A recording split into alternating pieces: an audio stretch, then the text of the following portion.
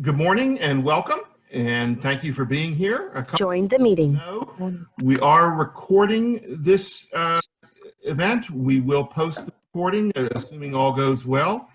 As soon as I finish with the welcome, introduction, and prayer, I'm going to start muting folks.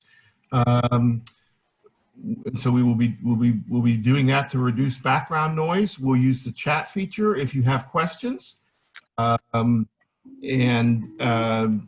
Samson will be monitoring that, and will share the questions with us as appropriate. And that's what we're up to this morning. You will notice there are links, URLs in the slides. You will notice that some of them are complicated. Some of them rival War and Peace in terms of length. And we will provide the slides so you do have those links and you can take advantage of them without having to try to either take pictures of the screen, take screenshots, or write things down really, really quickly.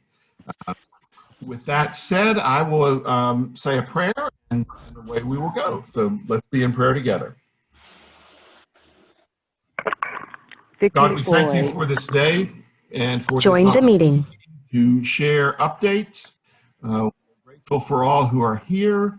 We pray that information may be shared effectively, that questions may receive responses as we move forward for the living of these days in this age of COVID-19. Thank you for your presence and your grace with us. This in Jesus' name, amen. Amen.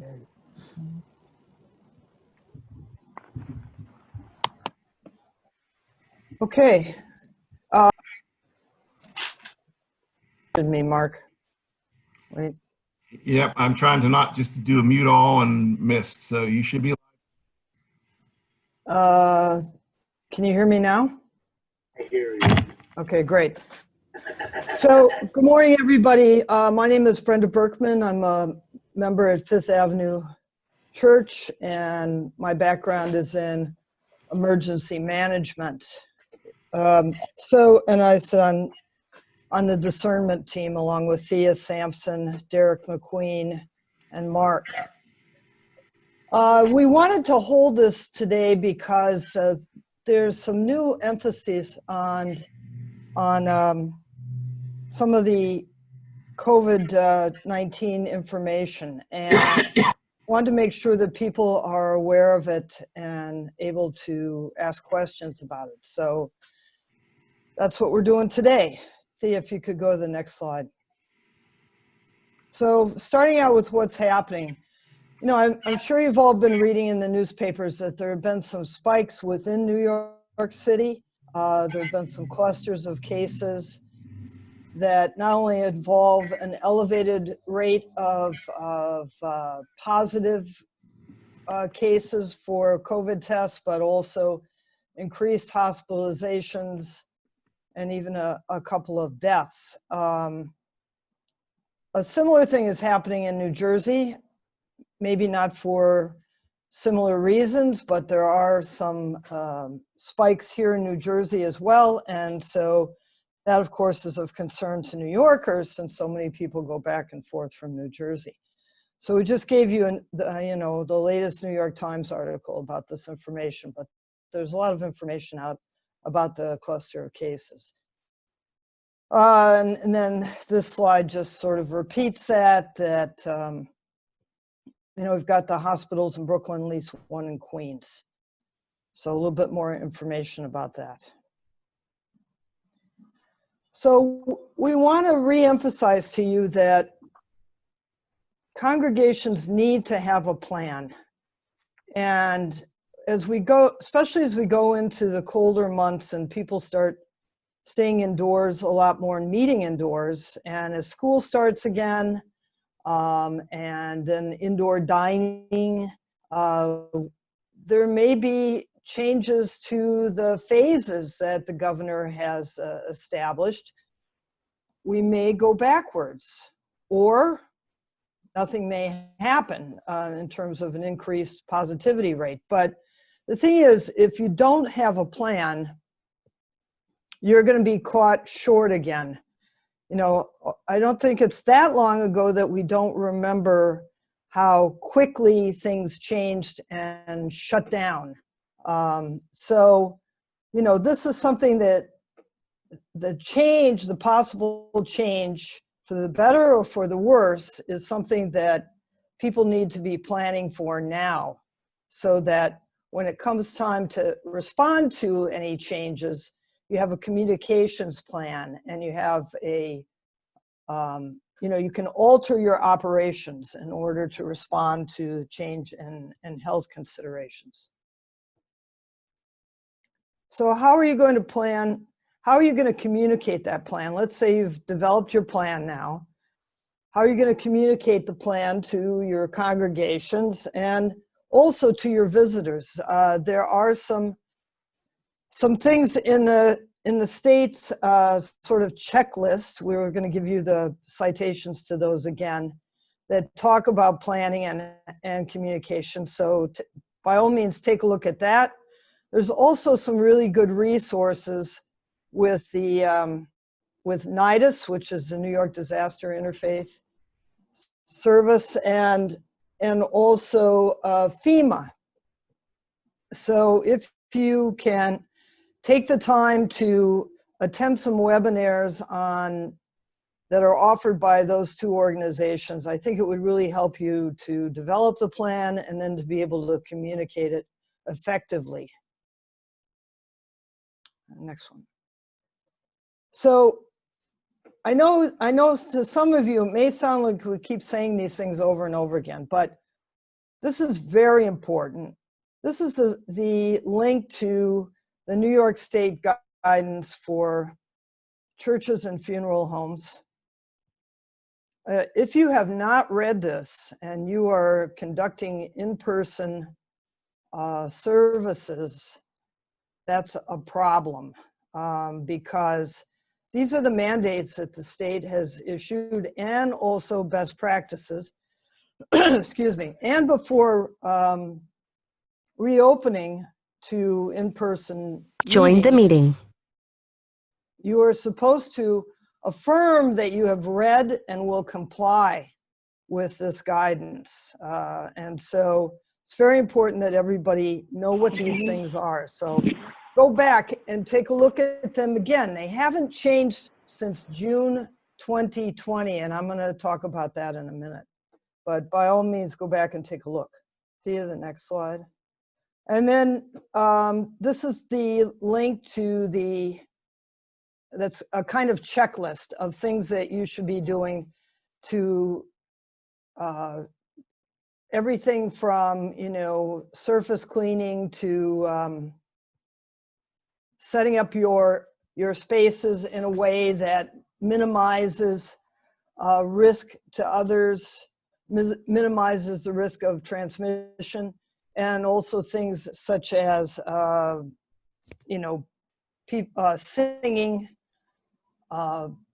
Bibles, or any kind of materials within the sanctuary. Those kinds of things are all pretty much covered in these checklists, except for one thing I'm going to talk about. Okay. And that's ventilation.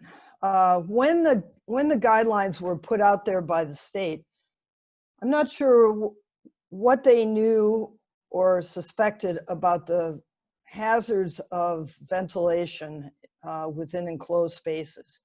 But there's really not a whole lot of information that's been put out there about the concerns about ventilation. Just now, people are starting to pay more attention to it. And I don't know if, again, I don't know if you followed the sort of controversy that has appeared just recently, where the CDC put up some information about the hazards of ventilation, and then they took it down again. And there are a lot of scientists and medical professionals and occupational professionals.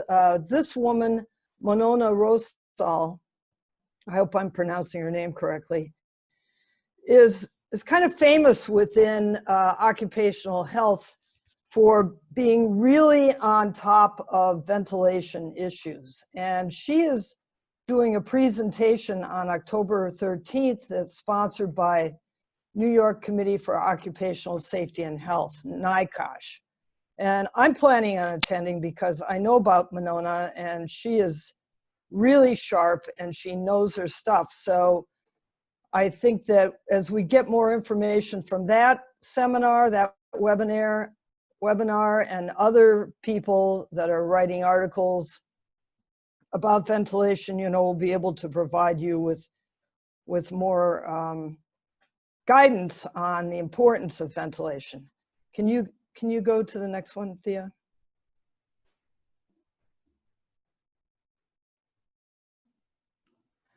Why is ventilation so important? Well, early on we had heard about droplets, and that led to all kinds of emphasis on surface cleaning, and also about social distancing and mask wearing. So all those three precautions were put forth very early on as ways of trying to minimize transmission, because people were looking at these large droplets and how far could these large droplets travel and how long would they last. But then what happened was there started to be more research about aerosols, namely small particles of virus transmission that can go much further distances than 6 feet and also stay in the air for a significant amount of time. So people are coming to the realization that aerosols are not only the primary, probably the primary means of infection, but they are also far more hazardous, they believe, than droplets, which have a limited time and a limited transmission area. So this opinion post by a couple of medical professionals, specialists in the communicable diseases, talks about the hazards of aerosols. And this is really important for us now because we may have not been focusing on our ventilation systems within our spaces. And it's very important that we do this. And again, there may be some misinformation out there about how you can, I don't want to say sanitize or disinfect the air. So we have to be very careful going forward that we do our responses to this new information about aerosols or this new emphasis on aerosols in a way that's actually going to protect people. Next slide. We would like to reemphasize to you the need for training. When you develop your plan, please don't just expect that the people who are going to help you with taking temperatures, if you decide to do that before people are allowed to enter the space, people who have to COVID questions of guests and members who are coming to services or events, people who are getting information for contact tracing. I see within groups that are reopening a lack of attention to contact tracing. If you don't know who is there in your space and who they are near, you could have a big problem if somebody becomes sick or tests positive, because it's going to create a lot of work for you in terms of acting responsibly to let other people know about the risk factors and what actions they should take. The people who you're asking to do sanitizing work and cleaning, they also have to be trained, because otherwise you are putting them at increased risk of infection themselves. And I know that nobody wants to do that. again, this is if you know, if you have any kind of people who are ushers and greeters, they're going to need to be updated on their training as well, particularly in response to information as it comes out. So you need to be nimble here. You need to be constantly looking at what new information do we need to put out to people? What new kinds of things do we need to add to our training? So what are you going to do if someone comes into your building that gets diagnosed with COVID? And how are you going to respond if we go backward in terms of going back to phase 1, 2, or 3, which changes everything in terms of how many people are allowed in the building and what kinds of activities you can conduct. What will happen, I know we're totally focused on COVID now, it's hard not to be, but FEMA and other, I don't want to call it disaster, other emergency planning organizations want us to not just focus on COVID, they want us also to consider what kinds of things, you know, how are we going to behave if other kinds of emergencies arise, such as hurricanes or hate crime. You know, there's a lot of anger and unsettledness out in our country right now. You know, we are not, just because COVID's going on doesn't mean that other kinds of things can't go on simultaneously. So again, when you start to do your planning or when you update your planning, I'd urge you to also take into consideration that other kinds of events can be happening at the same time. Next slide. And then your plan should also include not only your response, but also your recovery. So what kinds of things are going to change, again, when and if we get an effective vaccine, when and if a more effective treatment comes to be. And you can see here that we've urged people to look at the Federal Emergency Management Agency, FEMA. Region 2, which we are in of FEMA, has many good webinars that will help you with planning. And you can actually get announcements about all the various kinds of trainings and resources that are available to you by just subscribing to FEMA's updates. And they'll send you an email every once in a while letting you know about what's next, what's coming up. And and then as we get to the end here, before we start to go to Q&A and have other members of the team chime in, bathrooms are a new concern or a revived concern or maybe an expanded concern. I know that we were looking at planning in the very beginning about bathrooms. They're problematical in terms of people of the virus being transmitted when people go into these small enclosed spaces and use the bathrooms. But especially now, people are focusing again more, not just on surfaces, but also on ventilation. And, you know, a lot of places do not have great bathrooms. We don't have touchless faucets. We don't have touchless flush on our toilets. Things that would help to minimize at least surface transmission.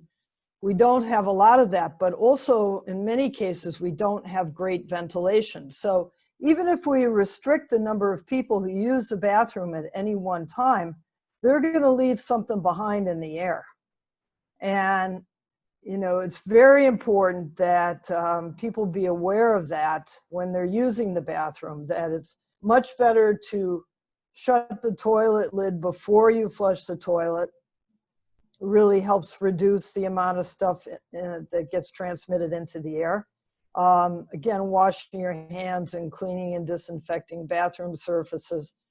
And then they say, trust your nose. I mean, if you walk into a space and it doesn't smell quite right, that is a good indication that maybe you should turn around and leave, or at least wait for a significant amount of time. It's not going to help with the virus if you just take a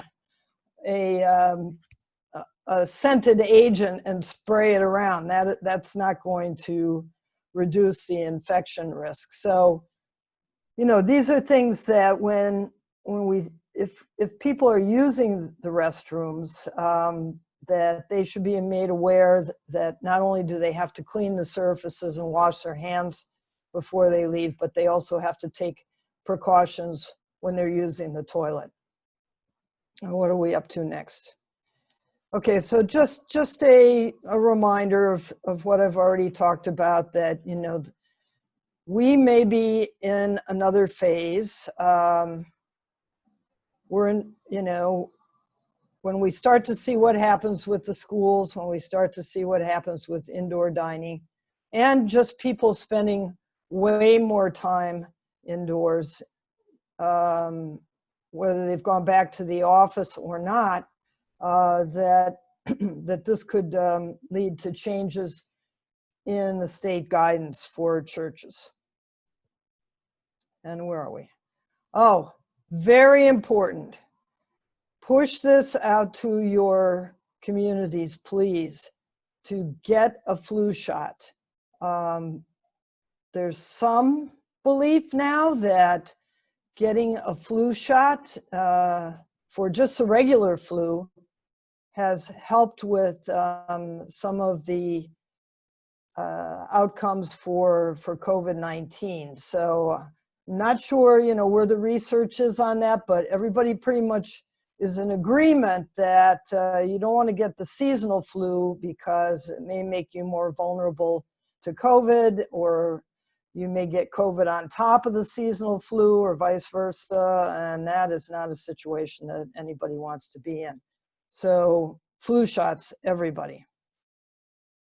And next. So tomorrow, I know it's not much time, but pretty much everybody needs this right about now, I think. You know, the Presbyterian, the National Church, is offering this for people. So we just offer it up to you. There's some other groups that are giving resources about what to do with the mental stress that people are experiencing because of COVID-19. You know, whether you do yoga or just exercise or read a book, or, you know, go to one of these seminars that offer up strategies for dealing with the stress. And, you know, people respond differently to stress. So there are these resources out there, and you can take it or leave it, but, you know, it's something, again, that you might want to communicate to your congregations, to your friends, about how to deal with the mental stress of the pandemic. And end of slideshow. I don't know, maybe, okay. So I'm gonna stop talking now, and Mark asked that if you have questions, could you put them up in the chat? And Samson and Thea and Mark, did you have other things that you wanted to add to the points that we tried to cover? I guess the one thing I would say, you know, kind of watching the slideshow, I will clean up some of the links to make sure they're all on one line and easier to cut and paste or click on, but we will get that to you. Many of those, excuse me, many of those links have already been sent in various emails, either emails that Bob has sent, emails that I have sent, emails that the team have sent. But we'll get you the slides as well. And it looks, Samson, like you've got a question in the chat to start with. Yeah, hi. I see Carmen had a question. She asked, do we need to sign the interim guidance for religious and funeral service? I guess that document during the COVID-19, even if we are if we're only meeting in the church building for only one day.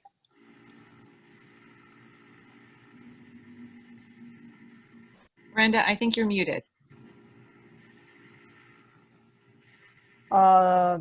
Yes, because if you read through the mandates, any kind of in-person meeting, my belief, even for one day, requires that you read, understand, adhere to, and confirm that you have read, understand, and are adhering to those mandates issued by the state.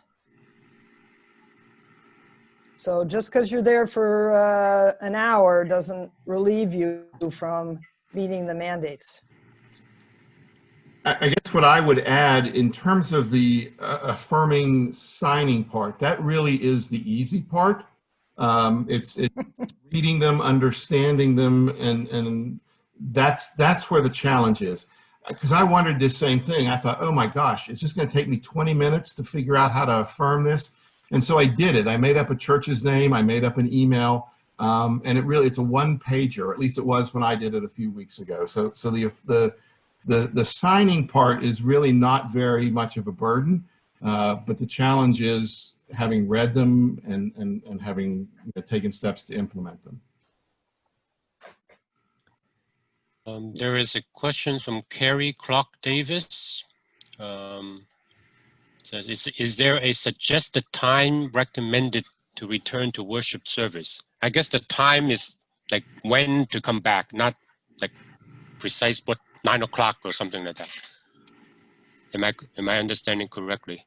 Is there a suggested time recommended to return to worship? Not this time, but return physically to service. Can you say that again, please, Carrie? Not the time, just returning to service, worship service. Like the date and... Yes, like the month, the date, yes, something like that. No. The answer to that is no, and this is why the discernment team hasn't issued like, okay, go back now, because we don't believe that is a responsible recommendation on our part. And this is what makes it so difficult, every congregation is going to have different concerns and different responses to this, based on resources. If you happen to be one of those tiny congregations, not very many people are normally attending in-person worship, you may think, oh, we're good to go. We only have 10 people or 20 people coming anyway. But the problem with that is that you may also not have the resources to do the necessary cleaning, signage,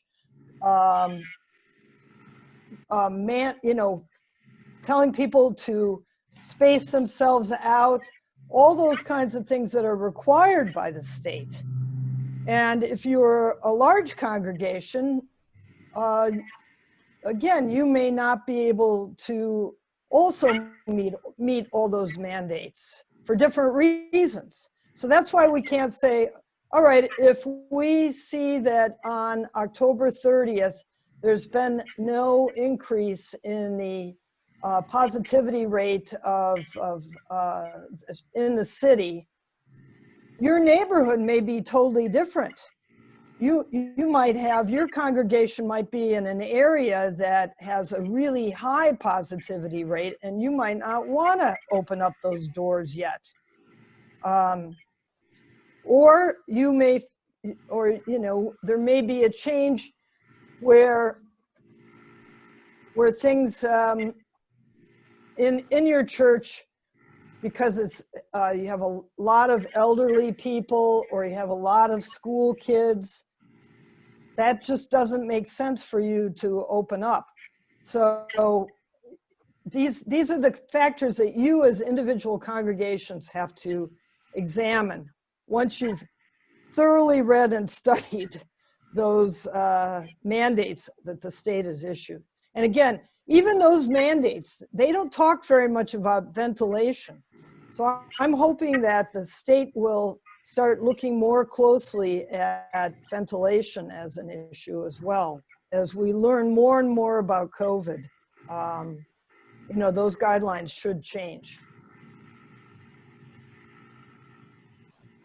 I just want to say that what the discernment team has suggested in our guidelines is that we need to be in a place, and I think Brenda has woven this in at certain points in the presentation, where there is either an effective vaccine and or treatment that provides the sense that we are now returning to whatever that new normal looks like. It may certainly continue to be masks and other things, but there needs to be some significant shift before we would feel comfortable saying that this is something that we're, you know, supporting, recommending, whatever. In the meantime, all of the things that Brenda's lifting up about your considerations are the places to go to make your own determination.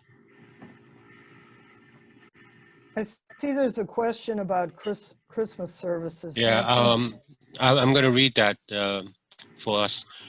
From Craig Stovall, he asked, specifically for Christmas service, help us think through the possibility of having multiple Christmas services, attendance by registrations over 2 to 3 days at 10% capacity with no congregational singing, no sharing services, thorough disinfecting of all services and hours of cushions in between each service.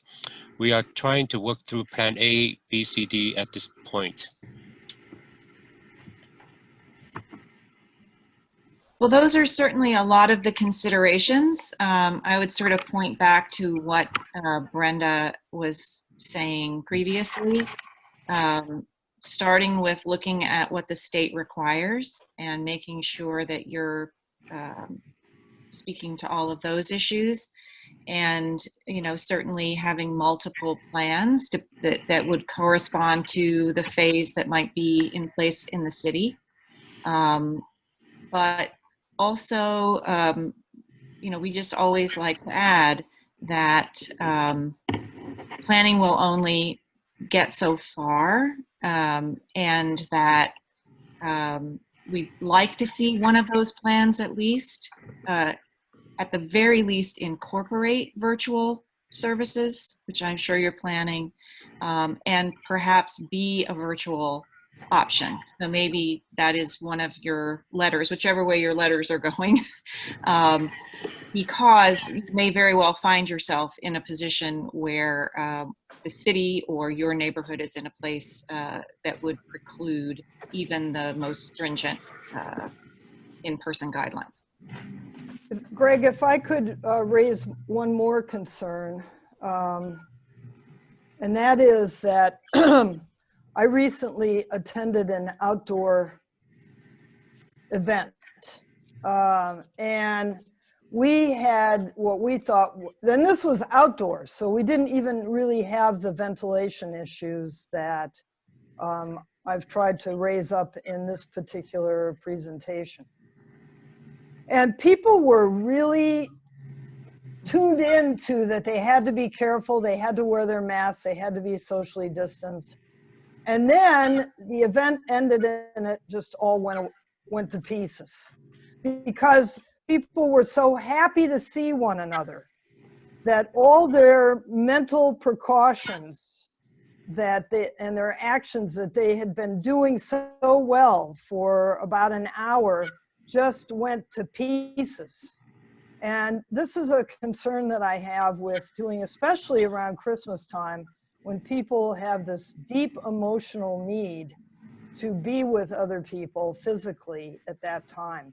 I really worry that, you know, if you open your doors, even to small numbers, even to with a lot of precautions in place, that because people have been deprived of this for so long, that they will behave irresponsibly, not intentionally, you know, not out of lack of consideration for others, but just because mentally they lose it.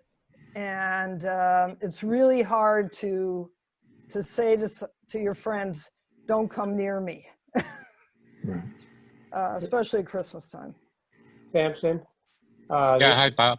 It's Bob. I just wanted to add one thing that this takes back to the question that Carrie Clark Davis asked, in that I heard a church in our presbytery with some difficulty tell its congregation during a virtual service that they will not open until 2021 sometime.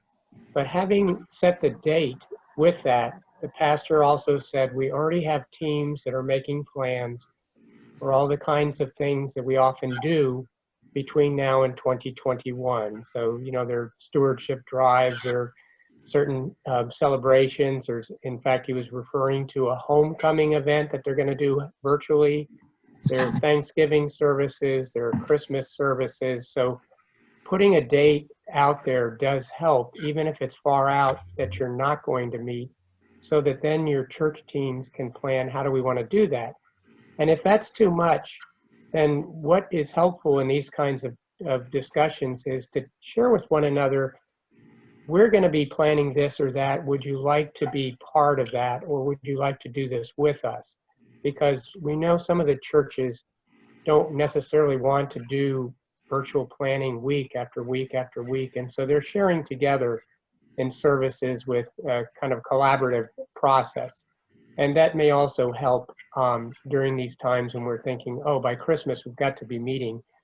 But also to Brenda's former point, what happens if you have a blizzard right around Christmas time? What's your plan A or plan B? If you're virtual, you're okay, but there are other conditions that can come in. So do plan well. Thank you.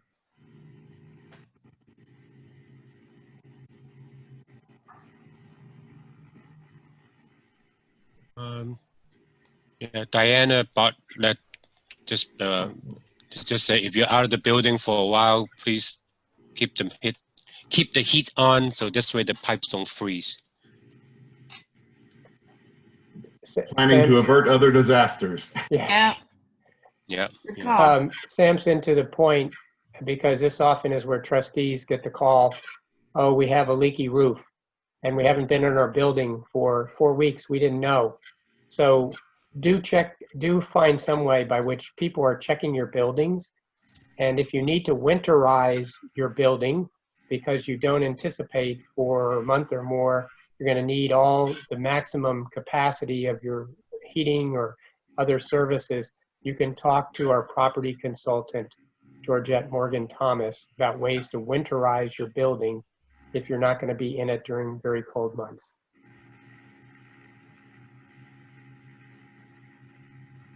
I'll add something to the infection rate that we were talking about way back in the beginning. My church it's in one of the mentioned regions, Homecrest. I know, we're surrounded by a lot of the Hasidic Jewish community, and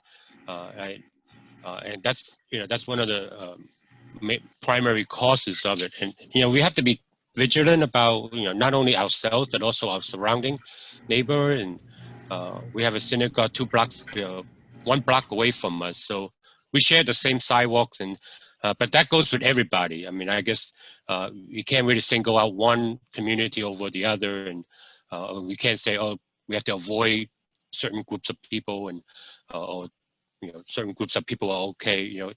We breathe the same air, we walk on the same sidewalk. So if we see these numbers are really staggering, now that school is reopening, in some capacity. So we have to be careful. It's ballooning in Brooklyn, in the South Brooklyn area, and also in parts of Queens. So in Chinatown, there's like a karaoke party that got busted the other day in the wedding in Queens. So we have to keep our eyes and ears open, you know. So check on each other, check on our neighbors and our members, especially those who are eager to go back out and do things. And I just talked to somebody this morning that, you know, be careful, you know, this is happening. You know, many of them are not informed. So we are the eyes and ears of our members. So In New Jersey, the areas that have spikes right now don't seem to be tied so much to any particular religious community as they do more to family gatherings and parties. So particularly Halloween could be a concern to some of your members, that you know, increased contact with many different people could pose a risk. But I'm thinking more in terms of Christmas festivities. You know, now we will have been in this for 9 months at that point, and families may really, really want to spend time together and not realizing that they're putting each other at tremendous risk by doing that. So, you know, intergenerational issues where the kids have gone back to school and now they come home to grandma and grandpa and the parents, and, you know, we just don't know exactly what's going to happen when there's more public contact. But I think it's something that you should try and make your congregations think about, not just in terms, even if you're not holding in-person worship, you know, as we approach the holidays, are they going to be engaging in large family gatherings or friend gatherings that they normally would do around the holidays? So, you know, help protect them that way. That's what we do as Christians, right? We look out for our neighbors, not just when they're in the sanctuary, but all the time.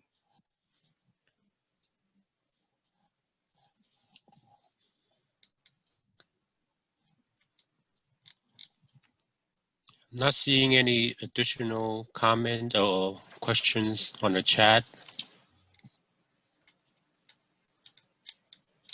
Is anybody raising hands? I'm looking at the chat, but if somebody's, oh, I see a message, hold on. Oh, okay. Anybody had any questions? Before Greg leaves us, I just wanted to come back because they've done such a thorough, that list for a chat, it's a very, very thorough list. I just want to commend that. I just want to add one piece that I thought was coming up in the question prior to that, which is the length of time of the service. And I'm guessing that if you've looked at all of these other issues, you're looking at that as well. But just to remind folks that with the aerosolization, the small particles that Brenda was talking about, time matters. So definitely the time in between services that you're talking about here, but also the length of time that people are in a common space, including time coming and going. And there are guidelines around this, but just to raise that up, certainly less than 50 minutes total, 45 minutes is probably optimal. So aiming at a worship component that's more 20 to 30 minutes tops. And may I add to Thea also, like, I mean, I know if you have multiple services, people tend to linger around and right, and they don't want to leave. But, you know, we have to keep in mind that, you know, if you have, let's say you plan for, I don't know, X number of 30 people, let's say for that first service, and then you have the second service waiting, you know, when you're finished with the first service, you know, somebody need to tell them, please exit and leave, and don't linger around and say hello to other people. We're going to run into each other, and you're going to, hopefully not hugs and kisses, but we're going to say hi, but you're increasing the interaction with one another. So that's what we're trying to avoid. If little things we can do to help minimize our interaction, the better. So when we finish with one service, then let's say if you have multiple services, finish with one, then ask them to please vacate the space so we can clean the space, and then the next group can come in and ask the second group don't come in until a certain time. People like to come in early or come in late or stay behind later and things like that.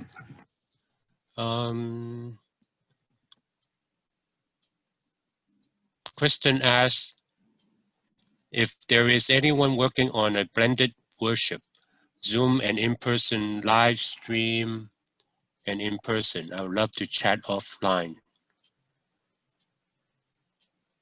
Well, yeah. I think all the Zoom features, you can go on Facebook Live, Kristen.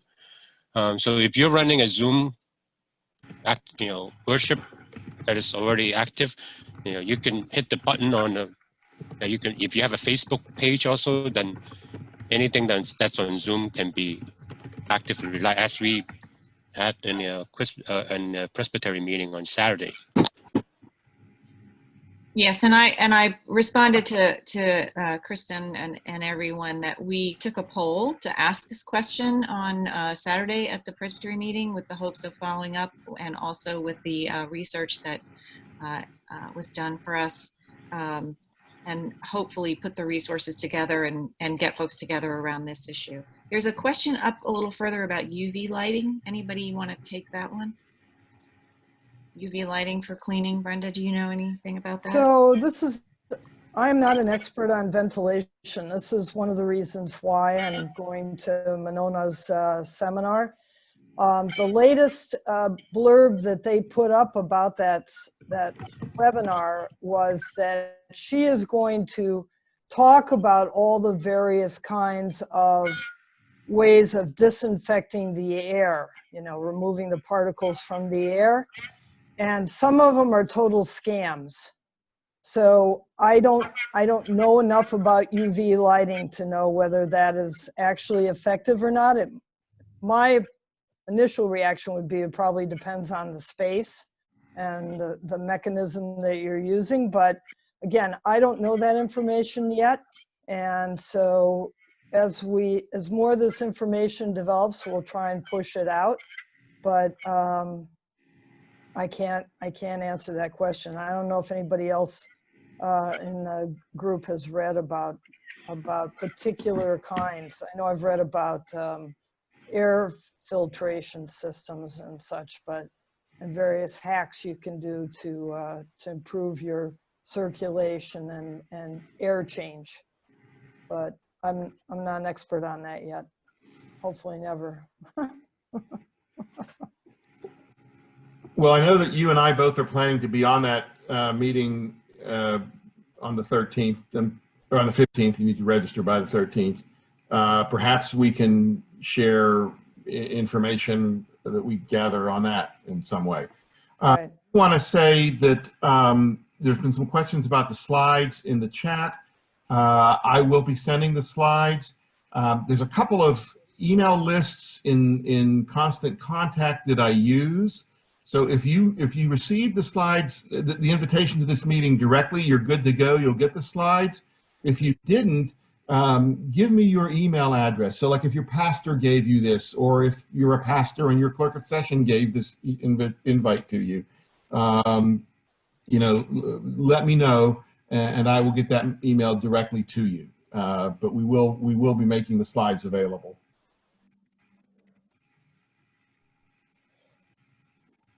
Kristen had a question a technical question about Zoom. Again, we're Zooming entirely, but with blended worship, how do folks in the sanctuary see the screen without having a device? Ooh, it just got pushed down. Without having a device that needs to be muted.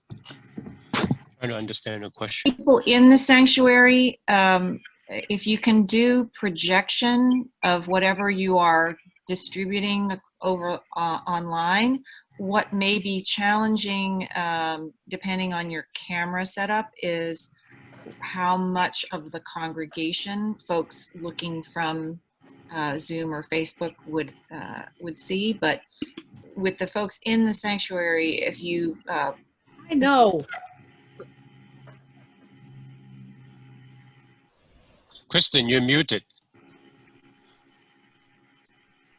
Kristen?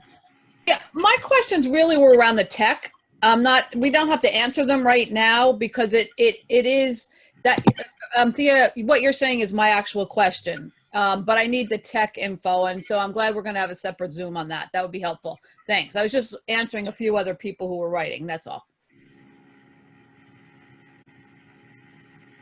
Yeah, I think, whatever you see on the computer can be projected onto the screen.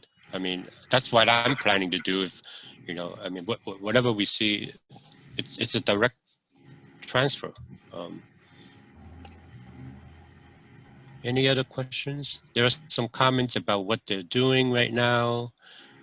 Some are doing Zoom services, and some are Harlem Council of Churches is planning a combined service for this Sunday.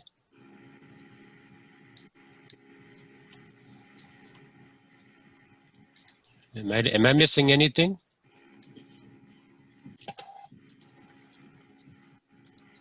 I just hope, I really would like to reemphasize to people who are thinking or doing in-person services to have a plan for contact tracing.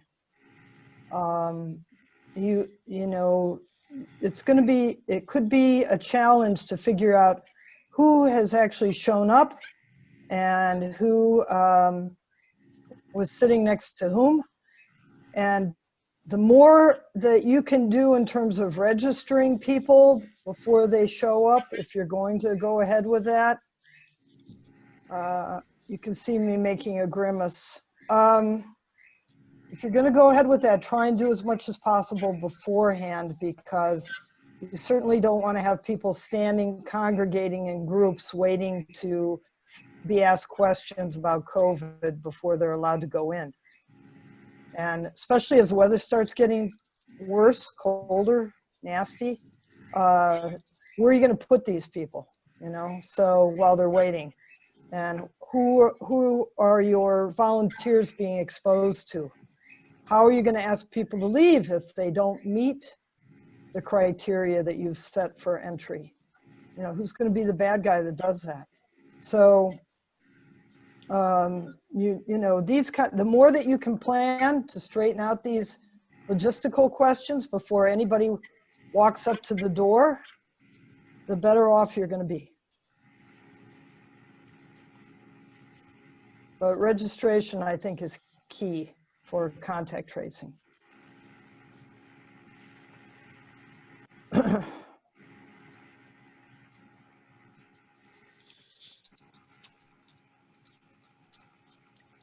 I don't see anything other than that. I believe we will forward the slides that we show earlier to everyone who's on this call. Mark, do you have everyone's information, or did everybody register or no? I don't think this was registered. Yeah.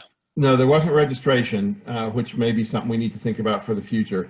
But this was sent to all clergy, all clerks of session, and all CREs. Those are the three lists we used. So if you're one of those folks and you received the invitation directly, get the information back, get the slides. If you didn't, if your pastor gave it to you, if your clerk of session, if a friend, stick your email in the chat or drop me an email, and I'll make sure you get them as well. And if you've seen me kind of taking pictures over here on the side, I've been taking the list of people who've been giving me their emails. So, Bob, do you want to have the final? Are you still here? Yes. You want to have the final word and do a closing prayer? Probably work better if you were unmuted. Thank you. I don't have any final word except to say, as we often say, that the Lord be with you. I mean that sincerely as you do plan this, because God is indeed a part of what we're trying to do to connect people, connect ourselves to God in responsible ways, and to trust that God will be our guide and the Spirit our counsel on what decisions to make. And know that, there's a variety of decisions that'll be made across the Presbytery, and each one trying to trust God, trust the work of the Spirit, so that we remain connected to God and connected to each other, and also connected to the communities around us and the stresses and the spiritual needs that they have as well. So with that in mind, I'd be happy to close us with prayer. Gracious God, you did not leave the comfort of your own heavenly home, but you came to us in the person of Jesus Christ, being born like every human being is born, and yet also knowing what it's like to grow up amid poverty, and many people know what it's like to live in poverty, and to being sometimes harassed by people as much as you told them the truth, and yet they wouldn't listen. And yet there were also many people that were just waiting for someone to tell them that they were loved, they were worthwhile, that they could be healed, they could be fed, they could find God again. And so God, in that spirit of Jesus, we ask you to help us to walk as he walked, helping people to be healed, helping people to find you, and helping us to know how we can bring healing to both our own lives, our congregations, and to a world that is greatly distressed, and even this nation. So God, walk with us. Give us the counsel of your Holy Spirit, whom you said you would send to us and is indeed with us. That counsel has been here among us as we listen not only to the voices that have been speaking on Zoom, but behind that voice, the voice of your Spirit. So guide us, O God, for we trust you.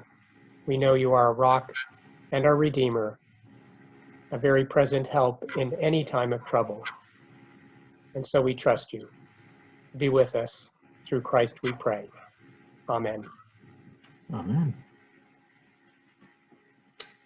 Thank you, Bob. Thank you all. Thank you, Brenda. Thank you, Samson. Thea had to leave, but we thank you also. Thanks, everybody.